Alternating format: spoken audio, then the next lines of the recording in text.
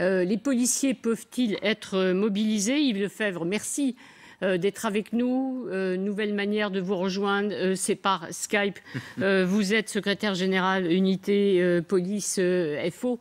Merci d'être avec nous. Est-ce que vous êtes déjà, vous, conscient ou déjà prévenu qu'on pourrait faire appel à vous demain pour contrôler la mise en œuvre de ces mesures de confinement? Prévenu, non. Prévenu, non. Pas plus que je dirais que le commun de nos concitoyens. On a des informations diverses et variées qui nous arrivent. Je dirais au fil de l'eau, mais c'est la situation sanitaire qui l'impose. Oui, bien évidemment qu'on est conscient que demain, nous allons rentrer dans une phase malheureusement répressive ou contraignante. J'espère qu'on ne sera pas contraint d'y arriver, que nos concitoyens prendront pleinement conscience, mais permettez-moi d'émettre des réserves en la matière. Pourquoi? Parce que les images d'hier sur Paris attestent du je m'en foutisme collectif dans certains domaines, et bien évidemment que les policiers, les gendarmes seront contraints certainement de devoir verbaliser, et s'il faut le faire, ben, nous le ferons, mais vraiment sans état d'âme. Pourquoi? Parce que il en relève de sauver, je dirais, maximum de nos concitoyens d'une crise sanitaire sans précédent.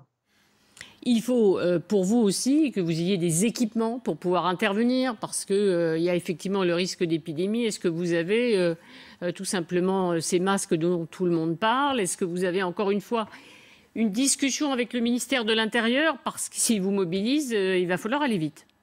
Vous savez, ça fait aujourd'hui presque 2 semaines qu'on a alerté en demandant une dotation individuelle, ou tout au moins une dotation individuelle ou je dirais des kits de dotation pour les véhicules et pour les équipages travaillant sur la voie publique.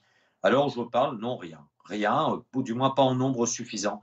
J'ai demandé hier à Christophe Castaner et à Laurent Nunez de prioriser les missions de la police nationale pour que nous puissions avoir la réserve opérationnelle nécessaire. Je n'ai pas encore le début de commencement d'une réponse en la matière. Je vous quitterai pour être à 16h30 dans une audioconférence avec le secrétaire général du ministère de l'Intérieur qui, j'espère, m'annoncera des avancées en la matière. Aujourd'hui, les équipages de police comme de gendarmerie travaillent, je dirais, sans moyens de protection suffisants. Et ça, ce n'est pas acceptable. Au même titre que demain, si nous sommes contraints de devoir exercer des contrôles, et qui plus est, pourquoi pas un couvre-feu comme c'est annoncé ici ou là, il faudra que les policiers puissent, pour ceux qui ont des symptômes, être systématiquement, je dirais, soumis au test du coronavirus, ce qui n'est pas le cas, ce qui est le cas légitimement aujourd'hui que pour les personnels de santé, mais on va s'inscrire aussi dans la mission première, je dirais, de sauvegarde de la santé de nos concitoyens. Donc il faudra qu'on puisse le faire. Aujourd'hui, on n'a rien. On s'adapte au fil de l'eau, hein, c'est l'expression favorite aujourd'hui partout, malheureusement, mais il va falloir nous donner les moyens. Nous, on répondra présent par tous les moyens. Mes collègues seront sur le terrain.